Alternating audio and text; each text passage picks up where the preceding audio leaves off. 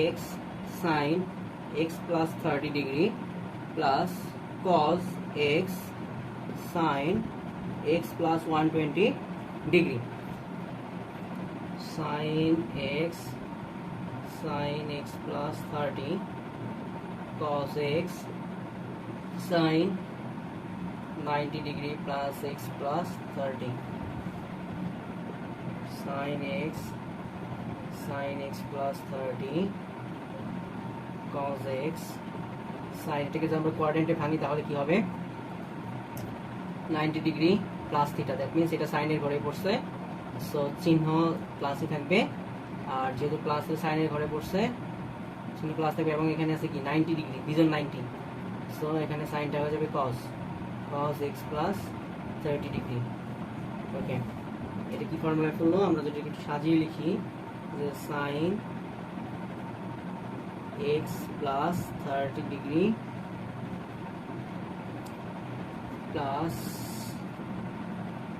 x plus 30 degree x, আর এটা যদি লিখি cos x plus 30 degree cos x, তাহলে এখানে ফর্মুলাটা কি হয়ে গেল cos a minus b, cos a minus b এর ফর্মুলা হয়ে গেল, x x কাটা যাবে তাহলে হবে cos 30 degree, cos 30 degree is equal হচ্ছে √3/2। ওকে, সো এটাকে যদি আমি বলি cos a, এটা হবে cos b, এটা হবে sin a, এটা হবে sin b, কিন্তু এখানে আমাদের b এর মানটা সেম আছে, প্রবলেম হয়ে গেছে আমাদের এর মানটা নিয়ে, তাহলে আমরা কি করব cos 30 degree cos 29 degree 28 sin, আমরা এটাকে ভেঙে দিব, এটা ভাঙার সিস্টেমটা কিভাবে ভাঙতে হবে আমাদের, আমরা এটাকে ভাঙার জন্য আমরা যেটা কি করব যে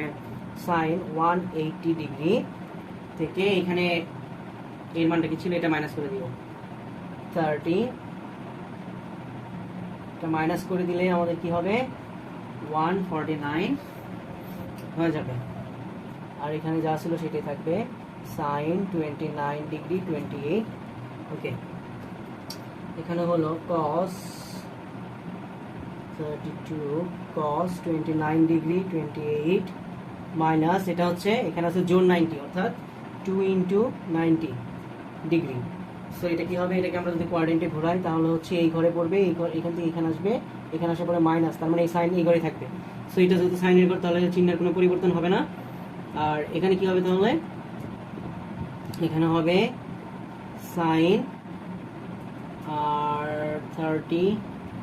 20 প্রাইম সাইন 29 ডিগ্রি 28। আচ্ছা, তাহলে এখন কি হলো cos a cos b minus sin a sin b, cos a cos b minus sin a sin b, এটা কার formula cos a plus b formula, তো cos a plus b formula cos a plus b। আচ্ছা, এটা যোগ করলে আমাদের হচ্ছে cos 60 degree, cos 60 degree is equal half, এটাই হচ্ছে আমাদের। আচ্ছা, so left hand side cos 10 degree sin 10 degree cos 10 degree sin 10 degree is equal, এখন কি করতে হবে আমাদের, এখানে এইগুলো তো কোনো মান নাই, সো এগুলোকে আমাদের ফর্মুলায় ফেলতে হবে, তো ফর্মুলায় ফেলার জন্য আমরা কি করব, এখানে cos 10 দিয়ে ভাগ দিব, cos 10 দিয়ে যদি প্রত্যেকটাকে ভাগ দিই তাহলে কি হচ্ছে cos 10 degree divide cos 10 degree minus sin 10 degree cos 10 degree cos 10 degree cos 10 degree minus sin 10 degree plus sin 10 degree cos 10 degree, এই cos কাটা তাহলে উপরে থাকবে হচ্ছে 1, এই cos কাটা নিচে 1, তো উপরে হচ্ছে minus sin by cos is equal tan 10 degree, আর এখানে হচ্ছে প্লাস tan 10 ডিগ্রি। এখন আমরা কি করতে আমরা জানি 1 কার মান,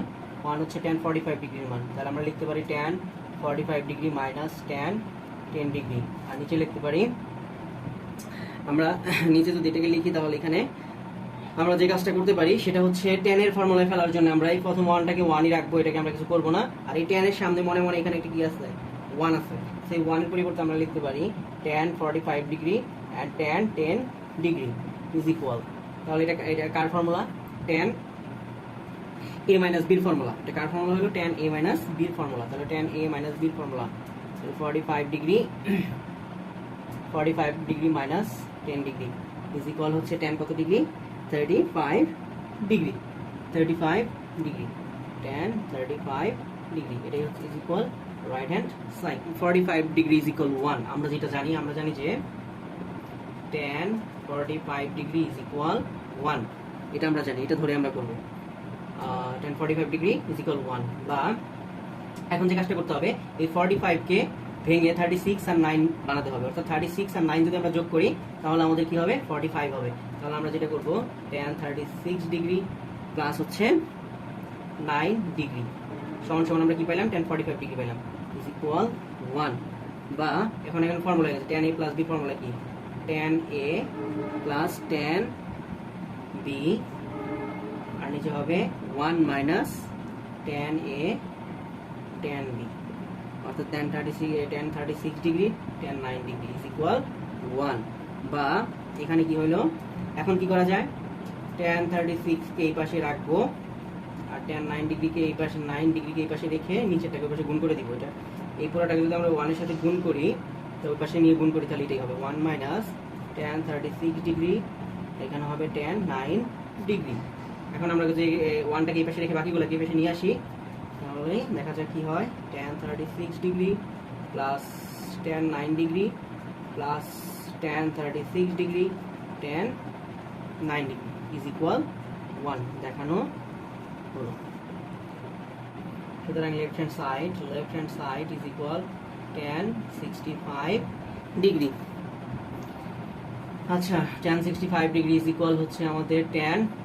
40 degree, tan 25 degree plus 40 degree. বা tan 65 degree is equal, tan a tan b সূত্রটা কি, tan a tan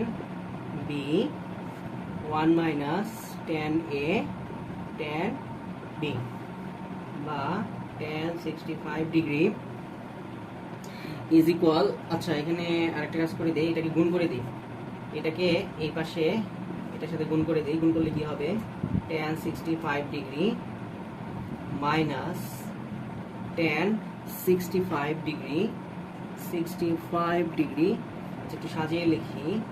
tan 25 degree tan 40 degree tan 65 degree. আর আমাদের ডান পাশে কি থাকতেছে, tan 25 degree plus tan 40 degree. বা এখন কি করা যায়,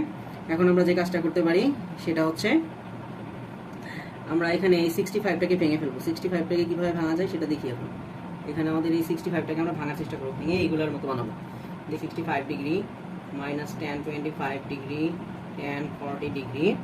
আমরা এটাকে ভাঙতে পারি কিভাবে, tan 90 মাইনাস যদি আমি 25 দিই, 90 ডিগ্রি মাইনাস 25 ডিগ্রি দিলে তো আমাদের এই 25 এর সাথে মিলে যাচ্ছে। So tan 25 degree tan plus tan 40 degree, বা tan 65 ডিগ্রি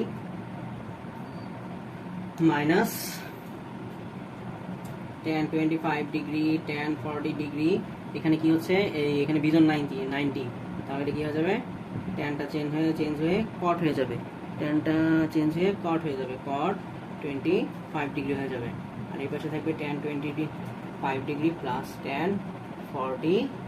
ডিগ্রি। এখানে tan থিটা আর cot থিটা, tan আমরা জানি যে tan থিটা আর cot থিটা ইজ ইকুয়াল 1। কিভাবে, এখানে থাকলো tan থিটা আর এখানে 1/tan থিটা, এই tan tan কাটা ইজ ইকুয়াল 1 থাকে। সো এখানেও এই সেম ভাবে আমরা লিখতে পারি 1। সো 1 এর সাথে tan 40 ডিগ্রি গুণ করলে হবে tan 40 degree is equal tan 25 degree plus tan 40 degree. Okay,